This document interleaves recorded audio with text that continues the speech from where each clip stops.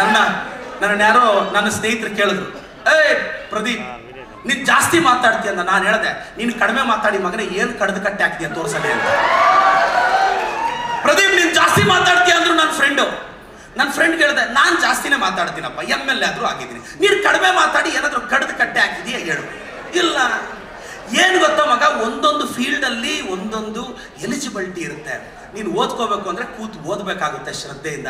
Business ಮಾಡಬೇಕು ಅಂದರೆ ಸಾಲ ಮಾಡಿದಾಗ, ಅವಮಾನ ಆದಾಗ, EMI ಕಟ್ಟಕ್ಕೆ ಸ್ಟ್ರಗಲ್ ಆದಾಗ ಡಿಪ್ರೆಸ್ ಆಗಬಾರ್ದು. ರಾಜಕಾರಣಕ್ಕೆ ಬಂದಾಗ ಬಯಸ್ಕೊಳ್ಳೋಕೆ ರೆಡಿ ಇರಬೇಕು. ಕೆಲವೊಂದು ಕ್ಷೇತ್ರಕ್ಕೆ ಕೆಲವೊಂದು ಎಲಿಜಿಬಿಲಿಟಿ ಇರುತ್ತೆ. ಇದನ್ನ ಅರ್ಥ ಮಾಡ್ಕೊಳ್ಳದೆ ಸಾಹಸಕ್ಕೆ ಕೈ ಹಾಕಕ್ಕೆ ಹೋಗ್ಬೇಡಿ. ಮತ್ತು ನಾನು ಎಲ್ರಿಗೂ ಹೇಳೋದಿಷ್ಟೇ, ಪ್ಲೀಸ್ ಓವರ್ ಥಿಂಕ್ ಮಾಡಬೇಡಿ.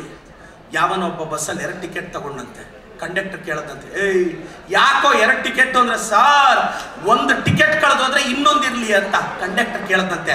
2 ಕಳೆದೋದ್ರೆ ಬಸ್ ಪಾಸ್ ಇದೆ ಗೊತ್ತಾ ಅಂತಂತೆ. ತೀರಾ ಅದಾಗ್ಲಿಲ್ಲ ಅಂದ್ರೆ ಇದಾಗ್ಲಿಲ್ಲ ಅಂದ್ರೆ ಏನಾಗುತ್ತೆ ಮಗ? 25-30 ವರ್ಷ ಓದೋದಾಗೋಗುತ್ತೆ. ಇನ್ನೊಂದು 1 or 2 years ಮದುವೆ ಆಗಿ ಹ್ಯಾಪಿ ಆಗಿತ್ತು. ನಂತರ ಮಕ್ಕಳು, ಅವ್ರ ಫ್ಯೂಚರು, ಅವ್ರ ಸ್ಕೂಲ್ ಫೀಸು, ಊರುಗಳಲ್ಲಿ ಪ್ರತಿಷ್ಠೆಗೆ ಬಿದ್ದು ಒಳ್ಳೆ ಸ್ಕೂಲ್ಗೆ ಹಾಕ್ಬಿಟ್ಟಿರ್ತೀವಿ, 1-1.5 ಲಕ್ಷ ಫೀಸು. ಮ್ಯಾಕ್ಸಿಮಮ್ ಏನೋ ಇರೋ ಒಡವೆನ ಮದುವೆಗಳಿಗೆ ಹಾಕ್ಕೊಂಡೋಗಿ ನಾವು ಚೆನ್ನಾಗಿದ್ದೀವಿ ಅಂತ ಪ್ರೆಸೆಂಟ್ ಮಾಡೋದು ಬಿಟ್ಟರೆ ಅದ್ರ ಆಚೆ ಅಷ್ಟು ಕಂಫರ್ಟಾಗಿ ಲೀಡ್ ಮಾಡೋಕ್ಕಾಗಲ್ಲ. 50-60-65 ವರ್ಷ ಬರುತ್ತೆ. ಡಯಾಗ್ನೋಸ್ಟಿಕ್ ಸೆಂಟ್ರಿಗೆ, ದೇವಾಲಯಗಳಿಗೆ ಸೀಮಿತ ಆಗೋಗುತ್ತೆ ಬದುಕು. ಒಂದು ಫೈನ್ ಡೇ 70, 80, 90, 100 ವರ್ಷ ಆದಾಗ ಈ ಪ್ರಪಂಚನ ಬಿಟ್ಟು ಹೋಗ್ತಾರೆ. ಎಲ್ಲ ರಿಯಾಲಿಟಿ ಅರ್ಥ ಮಾಡ್ಕೊಳ್ಳಿ ಸರ್. ನೀವು 80, 90, 100 ವರ್ಷ ಕಷ್ಟಪಟ್ಟು 2 ಮಕ್ಕಳು 3 ಜನ ಮಕ್ಕಳು ಅವ್ರನ್ನ ಬೆಳೆಸಿ, ಒಬ್ಬನ ಸ್ಟೇಟ್ಸಲ್ಲಿ, ಒಬ್ಬನ ಟಾಪ್ ಇದರಲ್ಲಿ ಎಲ್ಲ ಓದಿಸಿರ್ತೀರ. ನಾಳೆ ನೀವು ಸತ್ತೋದ್ರಿ ಅಂತ ಗೊತ್ತಿದ ತಕ್ಷಣ ನಿಮ್ಮ ಮಗಳು ಕೇಳ್ತಾರೆ, ಅಂಕಲ್ ಬಾಡಿ ಎಷ್ಟೊತ್ತಿಗೆ ಬರುತ್ತೆ ಅಂತ. 80-90 ವರ್ಷದ ಡ್ಯಾಡಿನ ಮಕ್ಕಳು ಎಷ್ಟು ಬೇಗ ಬಾಡಿ ಮಾಡಿ ಬಿಸಾಕ್ತಾರೆ. ಅಪ್ಪ ಮಲಗಿರೋ ಹಾಸಿಗೆನ ಎತ್ತಿ ತಿಪ್ಪೆಯಲ್ಲಿ ಬಿಸಾಕ್ತಾರೆ. ಅಪ್ಪನ ಕೊನೆ ಸಲ ಮಲಗಿರೋ ಆ ದಿಂಬನ್ನ ಎತ್ತಿ ತಿಪ್ಪೆಯಲ್ಲಿ ಬಿಸಾಕ್ತಾರೆ. ಅವ್ರಿಗೆ ಒದಿಸಿರೋ ಬೆಡ್ಶೀಟ್ ಎತ್ಕೊಂಡೋಗಿ ಕೆಲಸದವ್ರು ಕೊಡ್ತಾರೆ. ಅವ್ರು ಇರ್ತಕ್ಕಂಥ ಬಟ್ಟೆನ ಎತ್ಕೊಂಡೋಗಿ ಕೆಲಸದವ್ರು ಕೊಟ್ಟು ಬಿಡ್ತಾರೆ. ಆದರೆ ಆ ಅಪ್ಪ ಸಂಪಾದಿಸಿರೋ ಚಿನ್ನನ, ಗೋಲ್ಡ್ನ ಶೇರ್ ಮಾಡ್ಕೊತಾರೆ. ಆದರೆ ಅಷ್ಟೇ, ಇದು ನಮ್ಮ ಅಪ್ಪ ಹಾಕಿರೋ ಶರ್ಟು ನಾನು ಆಲ್ಟ್ರ್ ಮಾಡ್ಕೊಂಡು ಹಾಕ್ಸ್ಕೊತೀನಿ ಅಂತ ಯಾವ ಮನೆಯಲ್ಲೂ ಇವತ್ತರೆಗೂ ಗಲಾಟೆ ಆಗಿಲ್ಲ ಸರ್. ಇದು ನಮ್ಮಮ್ಮ ಕಟ್ಟಿರೋ ಸೀರೆ, ಇದು ನನಗೆ ಬೇಕೇ ಬೇಕು ಅಂತ ಯಾವ ಮಗಳು ಕೋರ್ಟ್ಗೆ ಹೋಗಿಲ್ಲ ಸರ್. ಆ ಜಮೀನು ನನಗೆ ಬೇಕು, ಸೈಟ್ಗೆ ಬೇಕು. ಟೂ ಎಮೋಷ್ನಲ್ ಆಗಿ ಮಕ್ಕಳು ಅಟ್ಯಾಚ್ಮೆಂಟ್ ಅಷ್ಟೇ.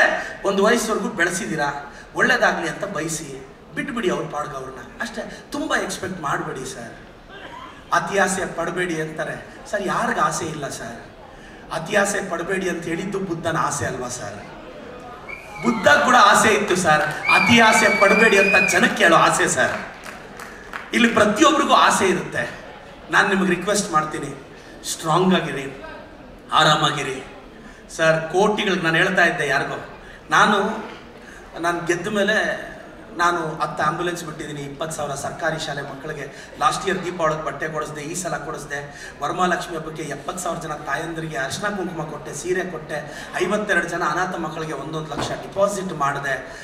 ಇಷ್ಟೇ. ಈಗ SSLC ಮಕ್ಕಳಿಗೆ ಸೂಪರ್ 60 ಮಾಡಿದೆ. ನಿಮಗೆಲ್ಲ ಅನಿಸುತ್ತೆ ಕೋಟ್ಯಾಂತರ ರೂಪಾಯಿ ಖರ್ಚು ಮಾಡ್ತಿದ್ದೀನಿ. ನನ್ನನ್ನು ಯಾರೋ ಕೇಳಿದ್ರು, ಪ್ರದೀಪ್ ಇವಾಗ ಸೆಟ್ಲ್ ಆಗ್ತಿದ್ಯಾ, ಎಲ್ಲೋ ಒಂದು ಜಮೀನು ಮಾಡ್ಬೋದಲ್ಲ, ಪ್ರಾಪರ್ಟಿ ಮಾಡ್ಬೋದಲ್ಲ ಅಂತ ಕೇಳಿದ್ರು. ನಾನು ಅವ್ರಿಗೆ ಆನ್ಸರ್ ಮಾಡಿದೆ, ಸರ್ ದಾನ ಅಂದರೆ ನಮಗೆ ಜಾಸ್ತಿ ಆದಾಗ ಮಾಡೋದಲ್ಲ ಸರ್, ಇನ್ನೊಬ್ರಿಗೆ ಅವಶ್ಯಕತೆ ಇದ್ದಾಗ ಮಾಡೋದು. ನಾನು ಈ ಚಿಕ್ಕ ವಯಸ್ಸಲ್ಲೇ ಅರ್ಥ ಮಾಡ್ತೀನಿ. ಆಯಿತು ಸರ್, ಎತ್ತಿಡ್ತೀನಿ 100 ಎಕರೆ ಫ್ಲಾಟ್ ತೆಗಿತೀನಿ. ನಾಳೆ ಸತ್ತೋದ್ರೆ ನನ್ನ ಮಕ್ಕಳು ಒಂದು ಮೂಲೆಗೆ ಎತ್ತು ಬಿಸಾಕೋದು, ಸೆಂಟರ್ಗೆ ಹಾಕಲ್ಲ, ವ್ಯಾಲ್ಯೂ ಕಡಿಮೆ ಆಗುತ್ತೆ ಲ್ಯಾಂಡ್ಗೆ ಅಂತ. ಮೂಲೆಯಲ್ಲಿ ಎತ್ತು ಬಿಸಾಕ್ತಾರೆ. ಅಕಸ್ಮಾತ್ ಈಗ ಕ್ರೆಮೇಷನ್ ಮಾಡಿ ಬಿಸಾಕ್ತಾರೆ, ಮೂಲೆಯಲ್ಲಿ ಬಿಸಾಕ್ತಾರೆ ಸರ್. ಇದನ್ನೆಲ್ಲ ಅರ್ಥ ಮಾಡ್ಕೊಳ್ಳದೆ ಲೈಫಲ್ಲಿ ಡಿಪ್ರೆಸ್ ಆಗಿ ಬೇಜಾರಾದರೆ ಹೆಂಗೆ ಸರ್?